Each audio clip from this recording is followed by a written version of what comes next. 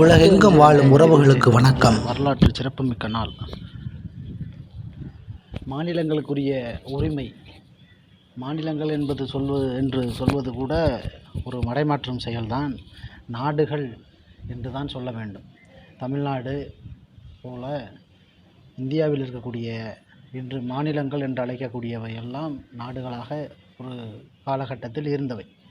ஆகையினால் இவற்றை மாநிலங்கள் என்று சொல்வது மாநிலங்களுடைய இந்த நாட்டினுடைய அது ஒரு பூர்வகுடி நிலம்.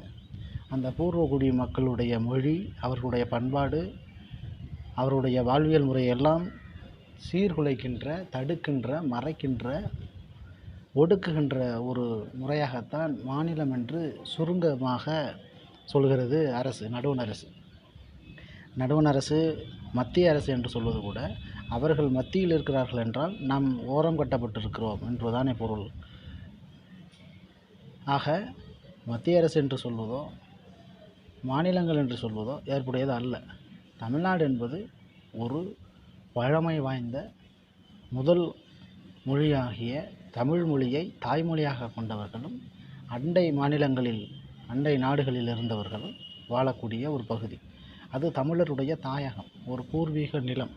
அந்த நிலத்தை, அதனுடைய வளத்தை, அந்த மொழியின் சிறப்பை, மொழியை அழிப்பதை, திருடுவதை எக்காரணம் கொண்டும் ஏற்க முடியாது.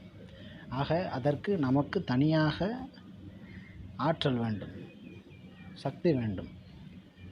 அதாவது அதுதான் இறையாண்மை என்று அரசியலில் சொல்கிறார்கள்.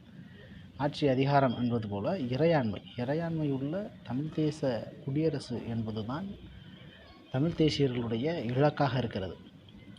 அதற்கு முன்னெடுப்பாக தொடர்ந்து 30 ஆண்டுகளுக்கு மேலாக தமிழ் தேசிய களத்தில் கருத்தியல் தளத்திலும் போராட்ட களத்திலும் தொடர்ந்து நின்று கொண்டிருக்கும் தமிழ் தேசிய பேரியக்கம் ஒரு மாபெரும் கூட்டரசு சிறப்பு மாநாடு ஒன்றை மே மாதம் 10ஆம் நாள் தஞ்சாவூரில் நடத்தியது.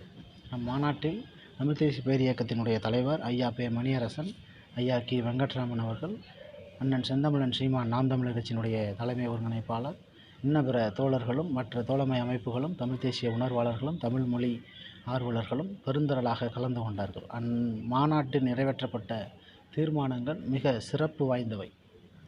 ஒரு கூட்டரசு என்றால் என்ன, அதற்கு என்னென்ன வேண்டும் என்பதையெல்லாம் மிக தெளிவாக துல்லியமாக மாநாட்டில் அனைவரும் உரையாற்றினார்கள்.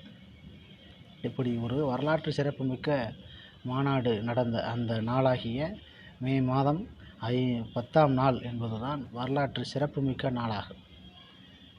தமிழ்நாட்டுக்கு மட்டுமல்லாது இந்தியாவில் இருக்கக்கூடிய அனைத்து இன்று மாநிலங்களில் சொல்லக்கூடிய அனைத்து பகுதிகளுக்கும், அது மட்டுமல்லாமல் வெளிநாடுகள் அனைத்து நாடுகளுக்குமே ஒரு முன் மாதிரியாக, ஒரு முன் வரைவாக இந்த மாநாடு நடைபெற்று சிறப்பாக முடிந்திருக்கிறது.